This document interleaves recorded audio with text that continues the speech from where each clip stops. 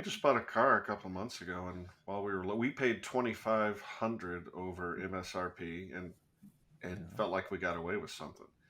The sedan in that dealership that we were looking at was 10,000 market adjustment price over MSRP, and I forget which car it was, some high end thing had a $25,000 one, and they're getting it because there were no cars on the lot, Yeah.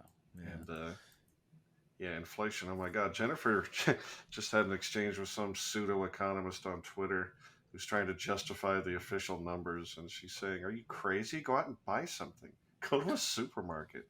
He's like, "Oh yeah, but you don't understand. It's a basket of goods, and televisions are fairly reasonably priced."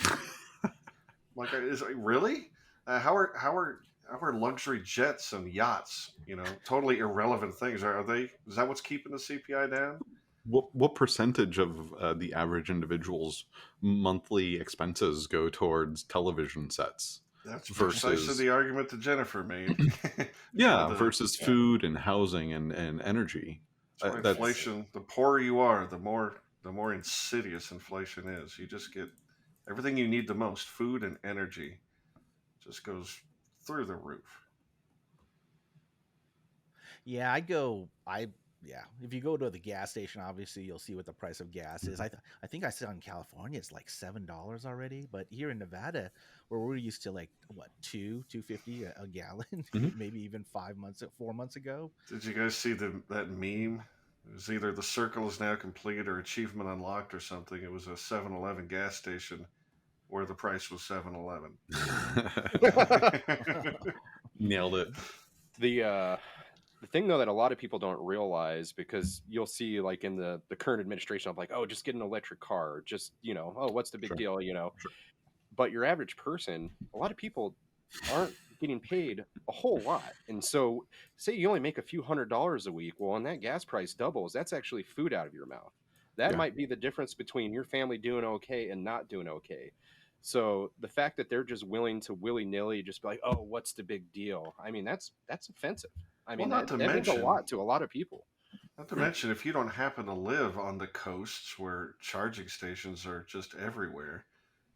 I don't live, in the middle of the country, but I got to imagine those things aren't just all over the place, right? I mean, isn't gas stations still predominantly what you find everywhere? Well, substantially increasing the price of gas for especially the individuals living on the margins makes it incredibly difficult because it limits their employment opportunities.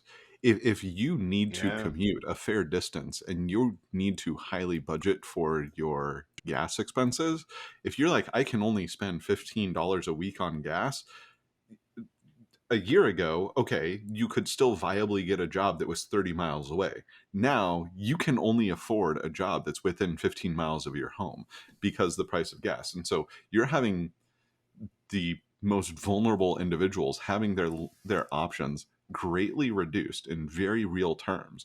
And it's not something that's acknowledged or recognized, but absolutely price inflation. And it's so frustrating hearing these economists, pseudo economists, be like, oh well, it's just greedy corporations.